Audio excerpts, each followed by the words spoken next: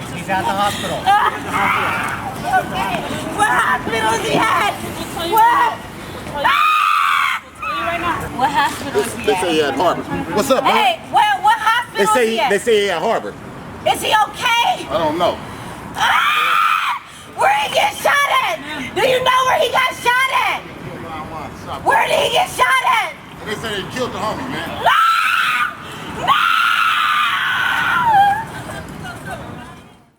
The bone-chilling screams you just heard were caused by the aftermath of gun violence. The young woman in the video is my niece. She just lost her husband to murder. The theme of this week's show is simple. We gotta do better. You're tuned in to the Dub C and CJ Max Show.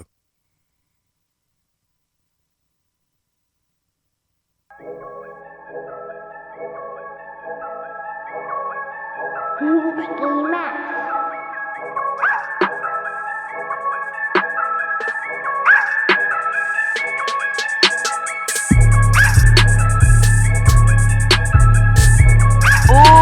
y'all about to get y'all chest laced up. Y'all watching the Dub C and CJ Max Show.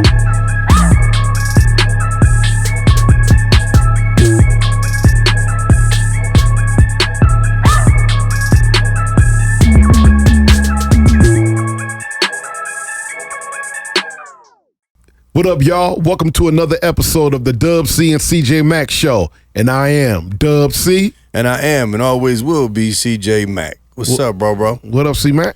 Man, good, man. Ready to do another show, man. Inform some people about some good things, man. Promote some positivity. Yeah, it's hot out here right now.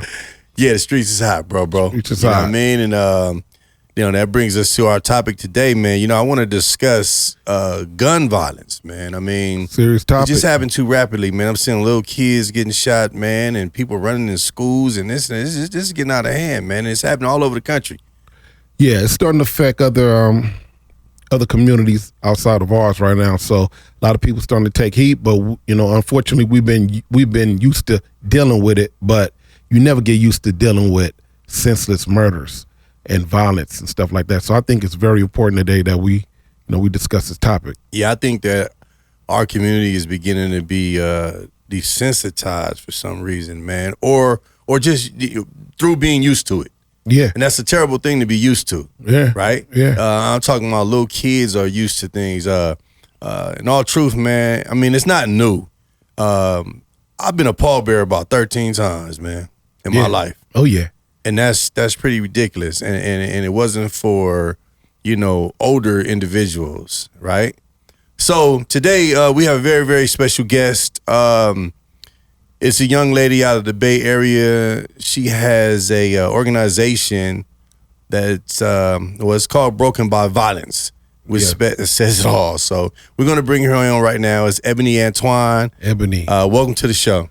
Thank you. I appreciate being here. Yeah, Thank no you. problem Thank at you all. for showing up. We appreciate it. So it's amazing. It's funny how I met her, man. I met her on Instagram. I saw her movement.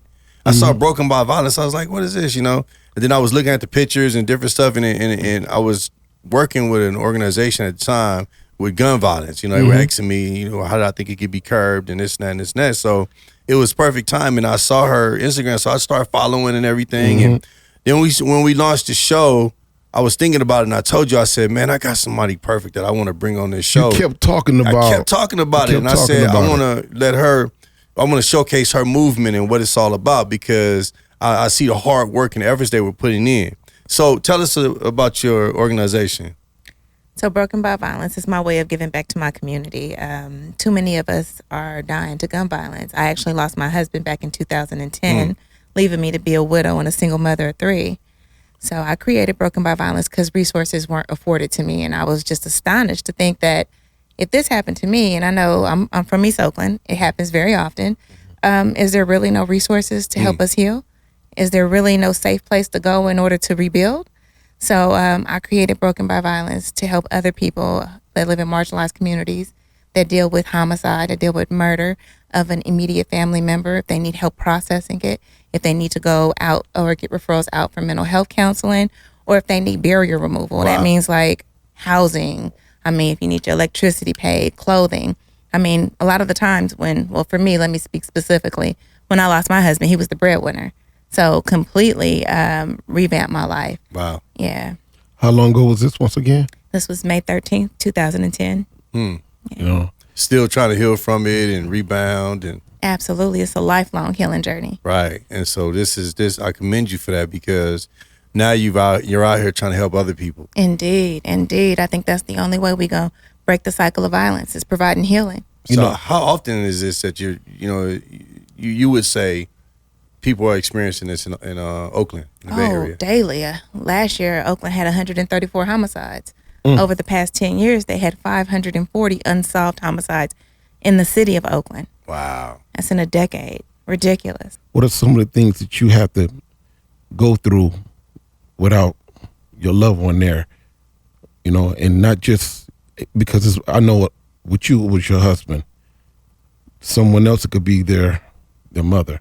It could be their child. But just can you share with us, like, what was some of the things? What was it like healing from that right there, or trying to? Like, Absolutely. I mean, my whole sense of safety was shaken.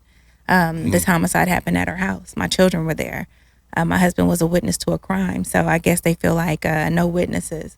So there was no rules. You know, you knock on the door, 10 shots fly through the house. Not even any regard to the fact that this is a working man. This is a family man. It's a church going man. You know, no rules at all. So, I mean, I was nervous. I mean, for years, I was like, my kids, I have 3 kids, don't knock on my door. You know, that's PTSD. You know, ring the doorbell, call me first, I'll come out, let me know. Like, people don't pay attention to those things that, you know, kind of sensitize you. And I feel like our community, but before we go there, let me dial back. Me losing my husband definitely was the worst thing that ever happened to me. And I'm super spiritual. So I remember scripture saying that those things that the devil planned to destroy you, that God will make for your good. Wow. So this is the only way that I could see it being for my good, is if I could help other people. Now, I have some colleagues in Oakland that have organizations. One in particular, King David Respect for Life, she lost her only son. You know, that's something you just don't heal from. You know what I mean? That's a tragedy that carries on years and years and generations, or actually kind of stops her lineage. Now, my children, 3 of them, will always tell the story. When they have children, they'll have to say, well, where was your dad? You know, well, he was murdered. And they have the trauma attached to that story. So that's generational, you know? So when we pull that trigger based on whatever we're pulling it for, that we've made the right in our head to take this person's life and just shake the whole core of their family forever. Yeah, we got to do better.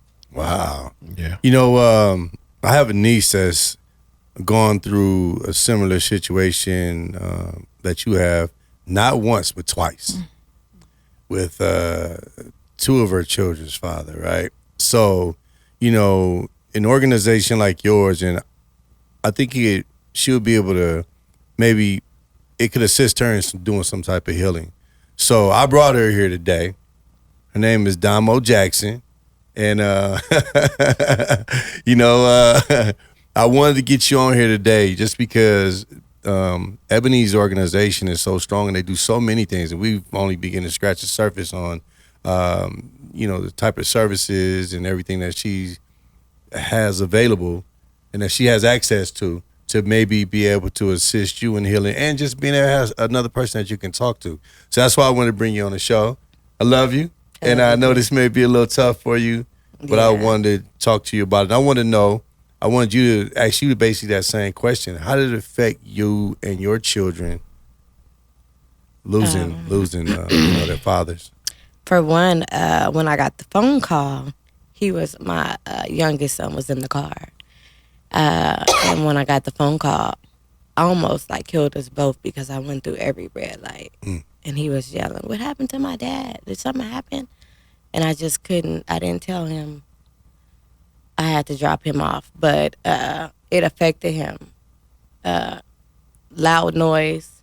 Like if I leave the house, he thinks I might not come back because he saw his dad leave that afternoon and never saw him again. And then my oldest son, it's something about like having to tell your kids that like their father is gone. Like when my older son lost his dad, he was, I believe, 10 or 11, and all of my family was there, and he was at my brother's house, and he had to take this long ride not knowing why he was what he was about to walk into. And when he came home, all of our family was there, and we had to tell him.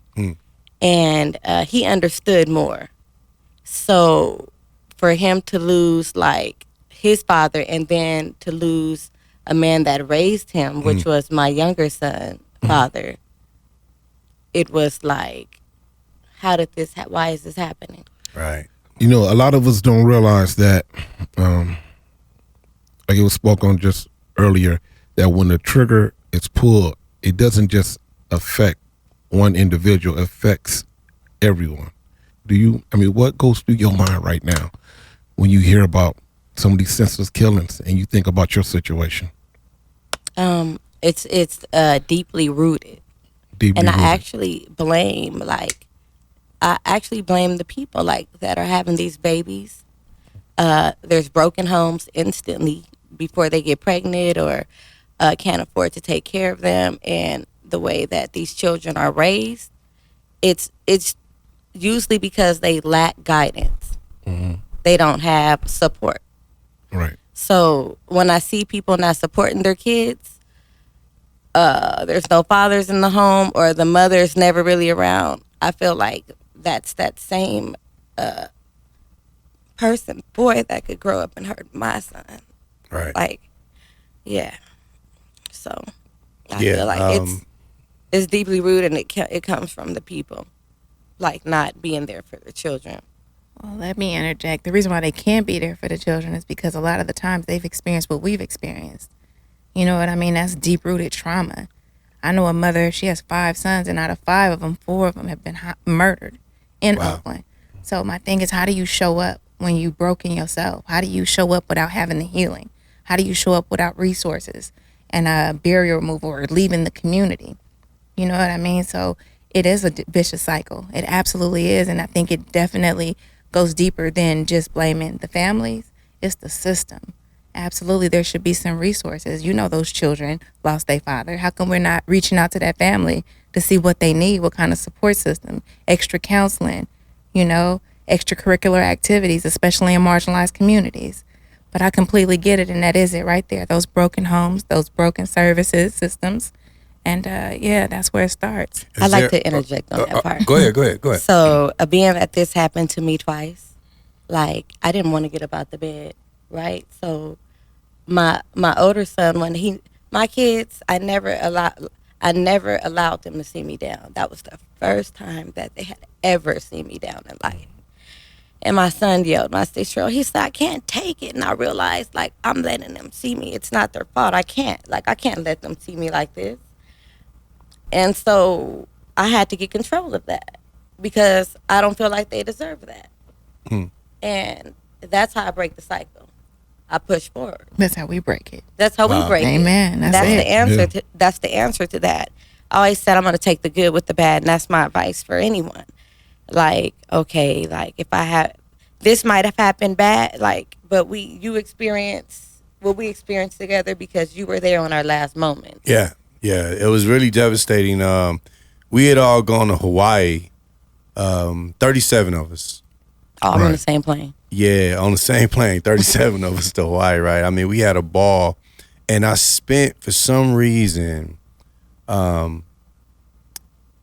with your youngest son's father, we spent 3 or 4 days. He was just talking to me, man. He was just talking to me about life. He was talking to me about religion. He was talking to me about change and wanting to be in different places and do different things, and just really taking his life to a whole nother level, right? And it really hurt, because he was like, I'm gonna start hanging with you. He said, Unc, I'm rolling with you from now on, man. I'm gonna be with you.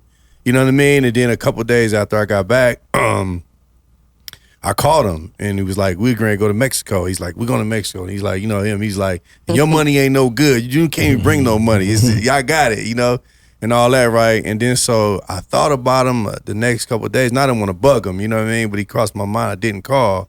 And then, man, my daughter called me hollering and screaming, man, and he was gone, you know, and I couldn't believe it. And of course, the first thing I thought about was you, And man, that really hurt, man. You know what I mean? I was really, really hurting for her and the kids. And then for it to be the second time.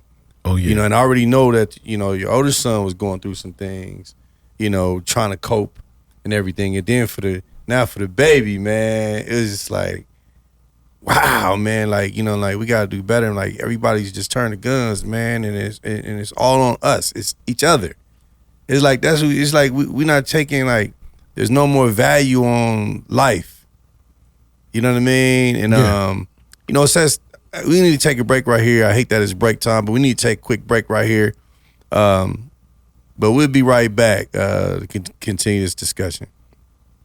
What up, y'all? I'm Dub C. And I'm CJ Mack from the Dub C and CJ Mack Show. We appreciate all the support you guys been giving us over the last few weeks. We want y'all to continue to support. We're going to continue to drop these dope episodes. Keep coming, get this good game, this knowledge, this positivity. First, you got to hit the button. Right there. Where is it? Where you put it? Right there. Hit the button, man. Hit the button. A 2019 study showed that over 3,000 Californians died by gun violence.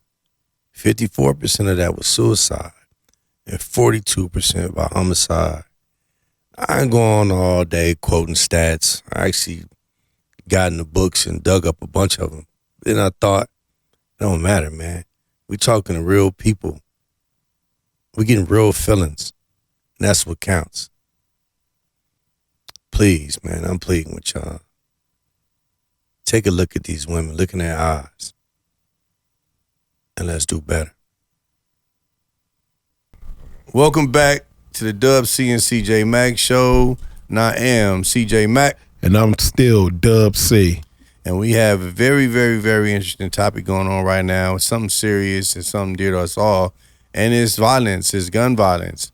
And, you know, we're just talking to two young ladies that have lost, you know, the love of their lives to this, you know, senseless violence, man, that's taking place. And we're talking about how it affects not just the people that's doing the shooting or even the person that died, but their families and people that still have to sit here and go through it and find some type of way to heal. So, you know, we were just talking about it, and we were just talking about, I was talking to my niece about, you know, her guy, and, you know, like I said, we was just there, like, having the time of our lives. I'm talking about, you guys got me up in that thing. What's the thing?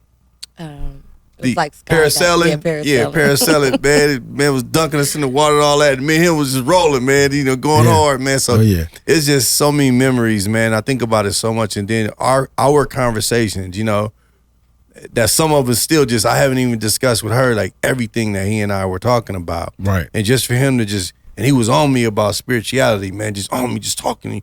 Yeah, go ahead. And so it seems crazy because, you know, you always say that when somebody leaves, it seems like they knew. You know what I mean? Or something like that, you know, so that's on my mind a lot. So you know, CJ, I don't mean to cut you off, but off the air we were talking and you came up with a really, really, really good question. I'd like for you to address that question publicly right now about losing loved ones and finding resources. Yeah, so I'm not the only one that's lost, like, my kids' fathers. Mm-hmm. I know plenty of women and plenty of men. But I hear that there's resources and programs out there, but you don't know where to find them at. It's like I know a lot of people who are struggling with paying for, like, programs so their kids can be active. Mm-hmm. You hear about them, but you don't know where to find them at. It's like, so how do you? Well, that's one of the reasons we have Ebony Antoine on the show, Broken by Violence. Ebony, can you share with us some of the places we can find or talk to us about your organization and what you've been through in order to come across some of these resources and how hard it is, you know, to go about it? Absolutely. So the resources are there. There are a lot of grassroots organizations basically saying that these are people who took the worst thing that happened to them and created help like I did, right? But it's hard to get funding. So right now, I'm actually located in the Solano Family Justice Center.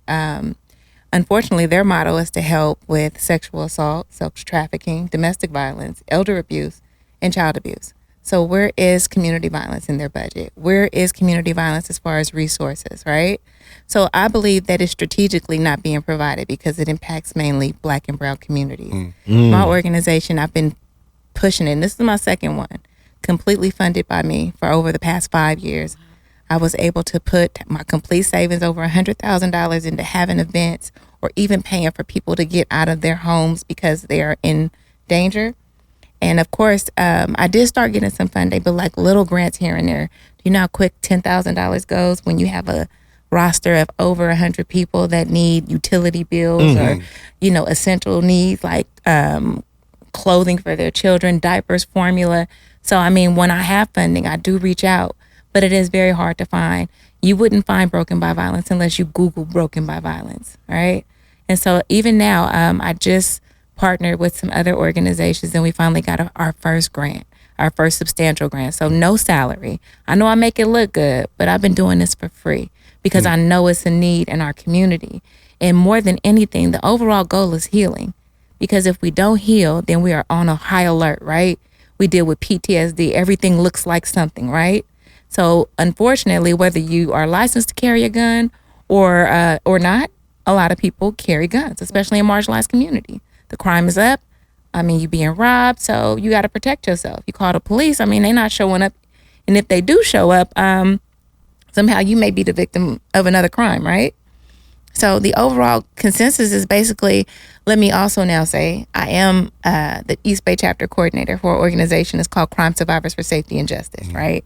We are over 90,000 crime survivors in 10 states. Well, what we do is we organize in order to advocate for changes in laws, because if we don't change the laws, then we'll never be able to heal like we need to heal, never have the resources that we need to, and never have the publicity on mainstream to say, if you've been impacted by violence and you need a safe place to heal. We need commercials, we need billboards. And how do we do that?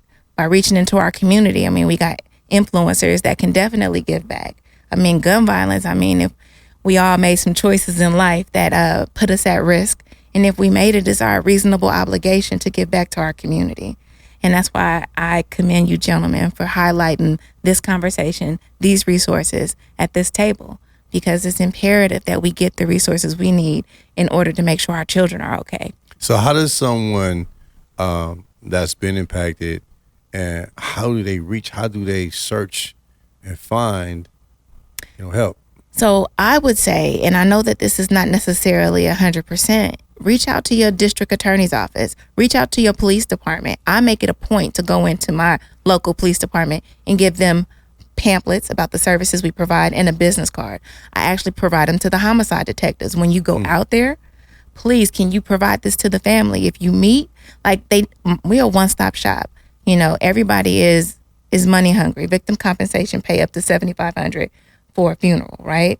Not $7,500 to put you out of the line of fire or get you to safety or relocation, but just to final preparations, right? But then you need someone to help you figure out who's going to make the obituary. Are you going to do a cremation? So Broken by Violence provides wraparound services, because in every area, down to the funeral, I feel like I was taken advantage of, because I had never imagined, nor did we prepare for anything like this. This is something that's unimaginable, nothing you could ever prepare for. Like you said, your children's father stepped out one day and never came back. You know what I mean? And I think it's unfortunate, and it's happening way too often for the resources not to be readily available. So earlier we were talking, and you said something about a program to where you had the perpetrators of the crimes write a letter or something like that, or is that a program you're putting together? Or is that No, something actually, yeah, I'm working with another organization, and what we do is we help them write, it's called Empathize Project, and we're helping them, basically it's like restorative justice. So if I sit, I plan on going into one of the correctional facilities and sharing my story, because I think that we don't understand that when you kill another black man, that black man has a mother, that's a black mother that's gonna grieve. He has a black wife, like you got black kids. So a lot of the times there's no one held accountable because you're doing their job for them. They don't want us to succeed. They don't want us to thrive, right? So in this particular concept for this program, I go in and help him write a good letter to have accountability for the choices that he made that landed him in prison. So they write the letters to the family? They write the letters to the family. And I think it goes into like a victim file if they ever want to see it. So it's not a guarantee. Yeah. But the whole thing is you must convey compassion.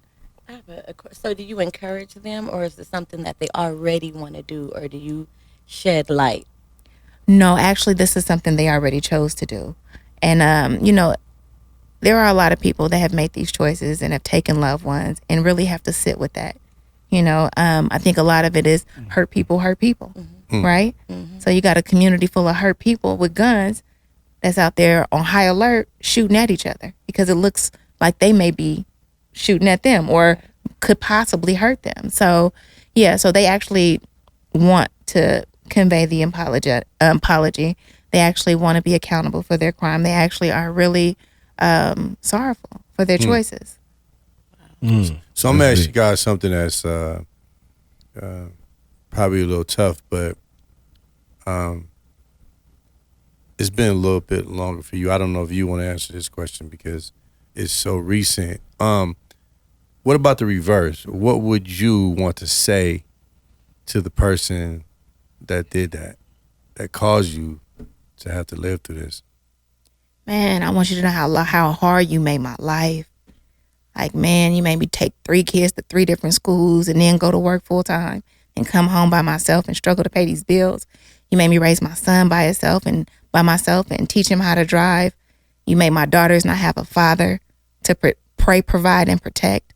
Like, one callous moment, and you thought about nobody but that gun in your hand. And I mean, my daughter graduated from college. Her daddy wasn't there. You know what I mean? My son about to graduate from high school.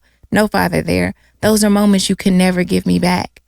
Could never give back. And I mean, I just really want the accountability. Like, damn, you really shook my world. Man, I mean, I really despise life itself. It was hard. A 1-year-old, a 5-year-old, and a 10-year-old. Overnight, life changed. And I'm just saying, like, grief is something heavy. Despair is something, agony, like you have no idea what that feels like.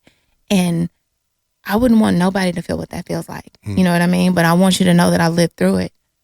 I mean, some days, man, some dark days, a lot of dark days. But I'm grateful now that I'm on the other side of it. It's been 12 years. And look what I created, you know? Look at that. I took my pain and turned it into purpose. You know, there is, it never goes away, obviously, but there is some healing, you know what I mean? And I know yours is an ongoing situation, so I don't know. No, I would like to answer that. Okay. For one, it made me sit on the other side of the table. I used to yell, free such and such, free such and such, until I sat in that hot seat and I lost someone. And I never said free someone else again who really committed a crime like that, because I saw how it feels. But what I would like to say is, like, the things that I used to really want to say, I wouldn't even say that. They took, like, fathers away from, not only was my kids involved, they had daughters. Yeah. So it's kids affected, mothers affected. Like, it changed our whole entire family on both sides for both of my sons' fathers. Like, we went from all being happy, enjoying life with no care in the world. We were all just happy with each other, and to have to live with, like, a cloud over us, but we're all still trying to come from up underneath this cloud. It's an ongoing process, and it never ends. It just never ends. And one day, like, and not saying by violence, but, like, those same people will feel this pain because everybody loses someone, and you see how it feels. And I just hope that us having these conversations, like, it'll save someone or stop someone from doing such a crime like that or hurting anyone's family like that, taking someone's life. You know, I think it's important that people talk. We had these type of discussions. That people that listen to them, you know, go out and talk to your children. You know what I mean? And find out what's really going on with them. And Man, look and see if they got guns stashed in the house and all that, man. I mean, this is ridiculous. And to the grown-ups, man, I mean, search for a better way, man. This is ridiculous. You know, and I hope you guys really listening to this and taking heed because it's serious. You know, and it's just not like somebody on TV gets shot and they get up and in the next movie it's over, man. And so many people are affected. So let's go to one more break, man, and come back. I'm sorry, but let's pay these little bills and let's do it. Come back with that thought. We'll be back.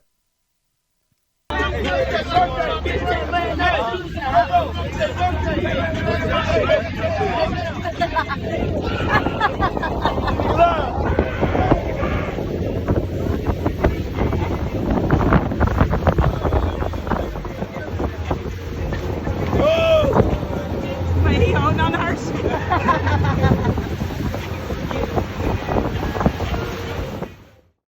There are no winners in a shootout. In most cases, one man dies, the other one goes to jail for the rest of his life, and both families are left in turmoil. I see it time and time again, man. A man is his decisions. Whatever decisions you make out here in this world, at some point, you have to pay for it. And look at the effects. You're not only killing that man, you're killing yourself, first of all, then you're killing that man's family, killing that man's kid. You taking someone off this earth in most cases that could probably save you. And I'm not just talking to the black community. I'm talking to the brown community. I'm talking to everybody, every race. Stop picking up guns and using that as your first resort, which happens in most cases. I mean, if you talk to, I bet you, I couldn't give you a percentage and I'll give you numbers. I'll be lying because I haven't done any sort of survey, but I guarantee the majority of men sitting in prison for picking up guns and choosing that decision instead of thinking of a better way to handle themselves would tell you they wish they didn't do it. You're sitting behind bars forever. We got to do something. As a community, we got to do something. You know, I believe in the right to bear arms, but man, there's got to be some sort of check system in place that training that prevents people from just going to grab weapons, man, destroying each other. This is a very, very difficult episode for us. I've lost many, many friends to gun violence. As a matter of fact, as we speak, I just lost my stepbrother 2 days ago. It's serious out here, man. Save a life, man, starting with your own. Welcome back, you guys. This is Dub C. And I'm CJ Mack, and we have a very serious discussion going on. You know what, CJ, I want to ask these young ladies, we could talk about the violence all day, but I want to know, in you guys' eyes, what do you think is the cause of the gun violence in our community? Like, what is driving these kids to doing this right here? Or not just kids, because it is kids killing kids, but also, too, it's people of age that's grabbing guns. What do you guys think is the cause? I'll let you take it, Domo. Okay. I'd say not enough role models. Not enough. I don't want to make this a colorism thing, but not enough real role models as black men at all. And when you say real role model, like what in your eyes is a real role model? I think a role model is somebody that's going to call you out for doing things that are not right. You know what I mean? Hold you accountable and not worried about the consequences that come with it. You know, I'm not saying pull out a gun, but like, hey, you know what I mean? Call them on it. And I think we're not doing that. And I think for fear. Like if you step into a situation that's not yours and these youngsters is wild, you know what I mean? And they got a gun, now you done lost your life because you were trying to teach him and be a role model, right? But I think that if you ain't willing to stand for something, you'll die for nothing, right? So do it anyway. You know, and I count myself as a woman stepping into situations trying to defuse it. Risky. I mean, I pray first, but I mean, I'll be like, hey, gentlemen. But we don't do that. We kind of stand on the sidelines, pull out our phone and hope it gets spunky. Right. You know what I mean? Right. Yeah, and that's where we have to That's change it. That's what a role model is. That's what we lacking. Absolutely. That's right. Do you mind me asking what's your stance on gun control? I honestly, I don't see the need for an assault rifle, but I believe that if you desire to bear arms, then you should have the right. To bear arms? Absolutely. I do. I believe, now responsibly. You know what I mean? And my thing is some people who have, are heightened to different races, you know, those biases. Right. Then I think that there should be some kind of mental health assessment. Yes. Like, what do you see? Do you see a target? Are you threatened? You know what I mean? Yeah. So, definitely that part. Okay. I think it should be more extensive checks. Like you said, mental checks. You know what I mean? Not just do you have a criminal record, but are you crazy as hell? You know what I mean? Yeah. Like Right. I think it should be a little bit more extensive. And man, I mean, this has been going on for a long time, and now so many innocent children. I don't know what's going on in the last few months, man. Every time you turn around, somebody's doing some type of mass shooting. So yeah, we definitely got. And then when you look at them, they look crazy as hell. Anyway, when they get caught, they look like they had issues. So like you said, I think it should be a deeper process. Besides just your criminal background, whether or not you can have a weapon. Right. True. I don't know. I'm from the old school days, man. You have to ask 10 people to find 138 with the firing pin missing. You know what I'm saying? And now it's just all of a sudden it's truckloads of guns everywhere. Yeah, all of a sudden. So it's just it's terrible, man. But we're losing too many good people. Too many. Too many good people are falling.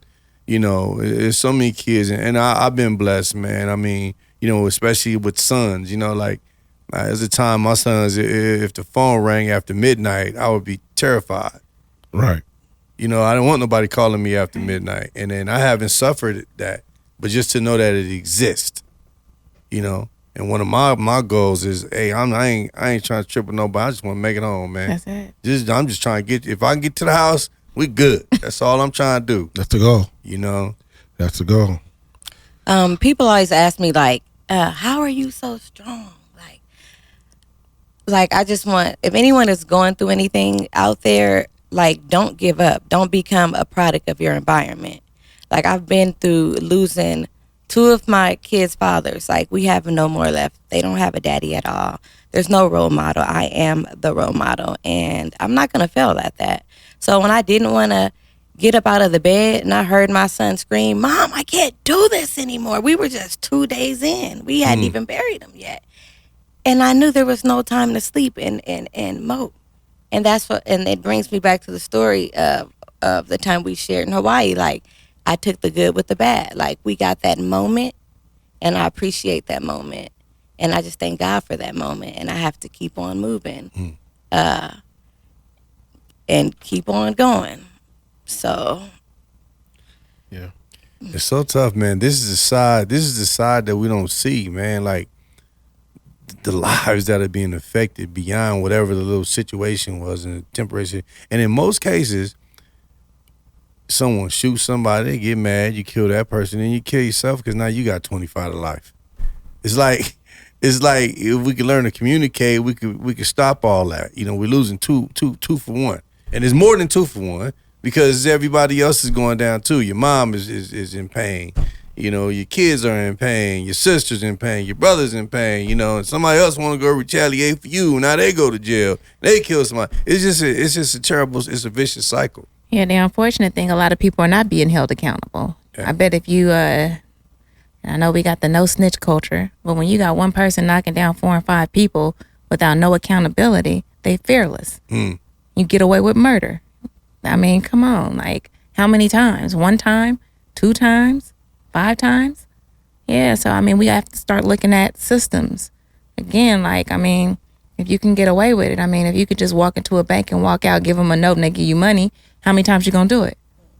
Yeah. Right. Well, we were having that discussion, and you know, I don't know if you were saying that you didn't think the laws were tough enough, or just is it the laws that you think need to be tougher, or do you think it needs to be more effort in solving crimes that are taking place? Absolutely more effort. I think the sentences are pretty harsh if you do get caught, Right. gang enhancements, like you gonna throw your whole life away forever. They give you triple life sentences. Yeah. Yeah, so no, but my thing is the effort. And my thing is, why would I stop this shooter from knocking people down in this community that I don't care nothing about anyway? It's not costing me nothing. I'm not giving them no resources to heal, not providing no funding, to organizations that are driven to help those people. So what do they care? They're doing our job for us. And I believe that's exactly how they feel. We don't really have many black leaders right now. And even great men died of gun violence, right? Yeah. Yeah. Well, Tough subject, different type of show. We're not here to just be clowning around and, bringing the hottest rapper of the week on here to have discussions. And we're talking to real people about real situations. And this is something that's, I can't say it enough, it's plaguing our communities. And we need to find some kind of way to stop, man. If you take responsibility for your actions and then hold someone else accountable, at the end of the day, maybe we can get some sort of resolve. This is what's happening, man. These are the faces. These ladies are the faces of gun violence. faces of gun violence. That's deep. These are the faces of gun violence and their children. I wish we could have had the kids on there too.